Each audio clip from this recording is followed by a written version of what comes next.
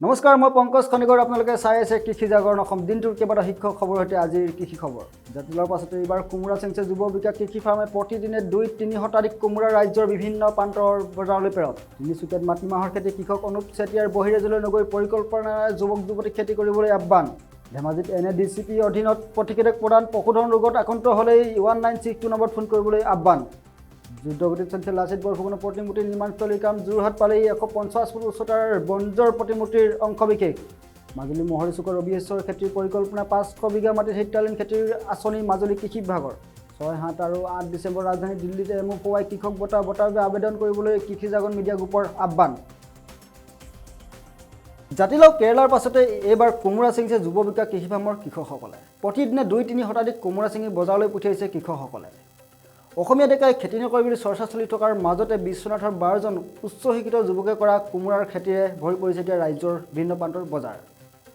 সম্প্ৰতি প্ৰতিদিনে কোমোৰাৰ লগতে পানীলাও কুইণ্টেলে অসমৰ বজাৰলৈ পঠিয়াইছে এইসকল অসমীয়া যুৱকে এই আপোনালোকে দেখিবলৈ পাইছে বজাৰলৈ পঠিওৱা যুৱ বিকাশ কৃষি ফাৰ্মৰ কোমোৰাসমূহ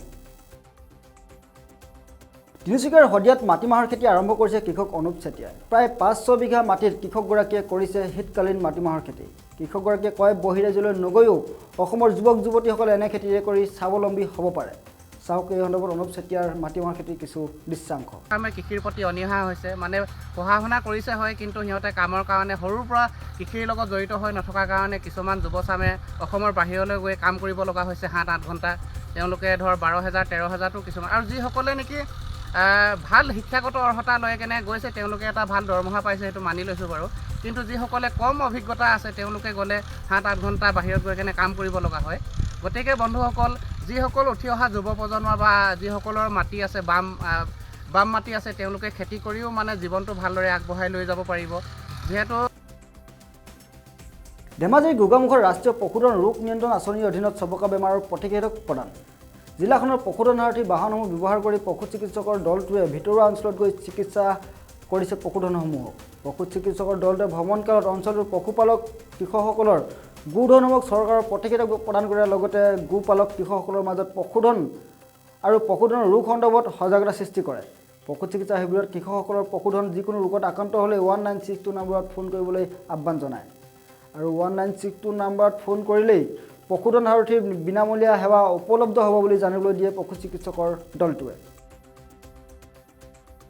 যোৰহাটৰ লাচিত মৈদাম সাংস্কৃতিক প্ৰকল্পত যুদ্ধগতিত চলিছে লাচিত বৰফুকনৰ প্ৰতিমূৰ্তি নিৰ্মাণস্থলীৰ কাম ইতিমধ্যে হলুঙাপাৰস্থিত লাচিত মৈদাম আহি পাইছে লাচিত বৰফুকনৰ 150 ফুট উচ্চতাৰ বঞ্জৰ প্ৰতিমূৰ্তিৰ কিয়দাংশ উত্তৰ প্ৰদেশৰ গাজিয়াবাদৰ পৰা প্ৰতিমূৰ্তিটোৰ কিয়দাংশ আহি পোৱাত উৎফুল্লিত হৈ পৰিছে লাচিত মৈদাম সংৰক্ষণ সমিতিৰ লগতে স্থানীয় ৰাইজ 2022 চনত তদানীন্তন ৰাষ্ট্ৰপতি ৰামনাথ কোবিন্দে আধাৰশিলা স্থাপন কৰিছিল লাচিত বৰফুকনৰ এই প্ৰতিমূৰ্তিটো উল্লেখ্য যে 150 কোটি টকাৰ ব্যয়েৰে নিৰ্মাণ হ'ব 150 ফুট উচ্চতাৰ বীৰ লাচিত বৰফুকনৰ এই বঞ্জৰ মূৰ্তিটো নিৰ্মাণ কৰি থকা হৈছে উত্তৰ প্ৰদেশৰ গাজিয়াবাদত মাজুলী মহৰীচুকত 500 বিঘা মাটিত শীতকালীন ৰবিহেশ্বৰ খেতিৰ পৰিকল্পনা ৰাজ্যৰ কৃষি বিভাগৰ অধীনত মাজুলী কৃষি বিভাগে কৃষকসকলৰ সহযোগত কৰিব এই ৰবিহেশ্বৰ খেতি এই সন্দৰ্ভত বৃহস্পতিবাৰে মহৰীচুক বুধবৰীয়া বজাৰত অনুষ্ঠিত হয় এখন বিশেষ সভাত 500 বিঘাৰো অধিক কৃষিভূমিত কৰিবলগীয়া বিভিন্ন খেতিৰ পৰিকল্পনা সন্দৰ্ভত কৃষি বিভাগৰ বিষয়ে কৃষকসকলৰ মাজত এক বৈঠক মিলিত হয় সভাখনত মাজুলী সমষ্টিৰ বিধায়কৰ প্ৰতিনিধিবৰ্গ উপস্থিত থাকে দৰ্শকসকল আপোনালোকে দেশত কোটিপতি কৃষক আছে বুলি কেতিয়াবা ভাবেনে আমাৰ দেশত দৈনিক কৃষকে আত্মহত্যা কৰে গতিকে আমাৰ এটাই ধাৰণা হৈ গৈছে যে কৃষক মানে দৰিদ্ৰ শোষিত হয় আপুনি মই ভবাতে দেশৰ কৃষিবৃত্তিৰ লগত জড়িত অধিকাংশ লোকেই দুখীয়া দৰিদ্ৰ কিন্তু ইয়াৰ বিপৰীতে আপুনি মই নজনাকৈ দেশত কোটিপতি কৃষকো আছে গতিকে দেশৰ কোটিপতি কৃষকসকলক চিনাক্ত কৰি দেশত যে কৃষিখণ্ডৰ জড়িত হৈ কৃষকে এক সচ্ছল জীৱন যাপন কৰিব পাৰে তাৰ এখন ছবি দাঙিবলৈ কৃষি জাগৰণ মিডিয়া গ্ৰুপে আয়োজন কৰিছে MOPY অৰ্থাৎ ভাৰতৰ মিলিয়নাৰ কৃষক নামৰ এক কৃষক বঁটা কৃষিৰ প্ৰতি মানুহৰ পৰম্পৰাগত ধাৰণাটো সলনি কৰি কৃষিখণ্ডত লুকাই থকা সম্ভাৱনাসমূহ লোকচকুৰ সন্মুখত তুলি ধৰিবলৈ 6, 7 আৰু 8 ডিচেম্বৰ ৰাজধানী দিল্লীত আয়োজন কৰা হৈছে ভাৰতৰ মিলিয়নাৰ কৃষক বঁটাৰ অনুষ্ঠানটোত কৃষিখণ্ডৰে জড়িত বিভিন্ন শিতানত এই বঁটা প্ৰদান কৰা হ'ব সবিশেষ জানিবলৈ ডেছক্ৰিপশ্যনত লিংক দিয়া আছে যোগাযোগ কৰিব পাৰে কৃষি খবৰ আজিলৈ ইমানে শেহতীয়া কৃষি সম্বন্ধীয় খবৰ পাই থাকিবলৈ চাই থাকক আমাৰ চেনেল কৃষি জাগৰণ অসম ধন্যবাদ